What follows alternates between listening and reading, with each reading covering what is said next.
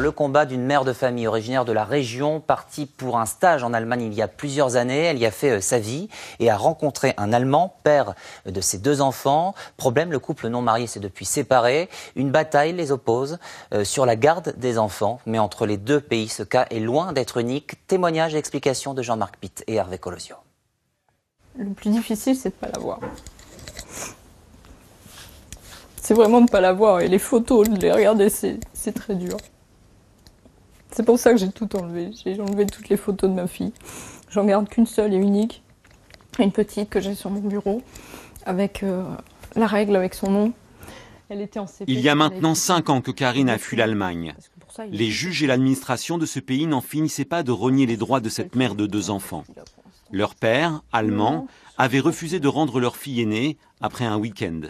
La justice allemande a validé ce coup de force. Karine est rentrée en Normandie avec son fils cadet. J'avais tellement peur pour Patrick, j'avais peur qu'il l'enlève aussi, comme il a enlevé Amélie.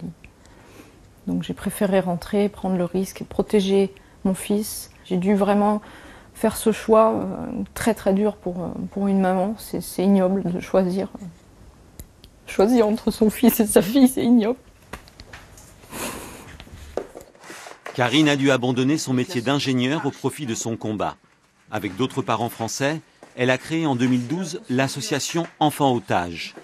Elle milite pour que les autorités françaises cessent d'accepter le diktat que l'Allemagne impose aux ressortissants des autres pays européens. On voit qu'on se heurte à un mur. C'est vraiment un mur. Les Allemands sont complètement fermés. La France fait complètement l'autruche et ne veut pas vous aider. Il n'y a pas de soutien vraiment du côté de la France. C'est vraiment, on n'est pas compétent, on ne veut pas s'en mêler. Et c'est ce qui est vraiment désespérant. Alors jeudi dernier, Karine est allée à Bruxelles chercher le soutien de l'Europe. Elle y a présenté une pétition qui vise à empêcher l'Allemagne de gommer totalement l'identité de l'un des 2 parents. Requête au tribunal parce qu'en ce moment l'Allemagne souhaite carrément changer l'identité de ma fille. Que la justice allemande puisse autoriser que l'enfant ne porte plus le nom de sa maman, donc elle n'est plus y compris d'existence juridique, c'est violent. Mais même si cette cause recueille quelques soutiens, l'Europe refuse d'affronter le plus puissant de ses États membres.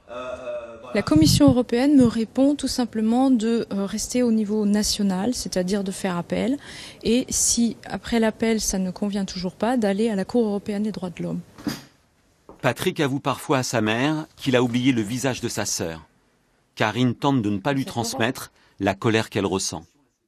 J'en veux à tous ces juges allemands qui ruinent la vie des enfants, et j'en veux à la France, encore plus, de rien faire. De rien faire pour les protéger, ces enfants. C'est ignoble.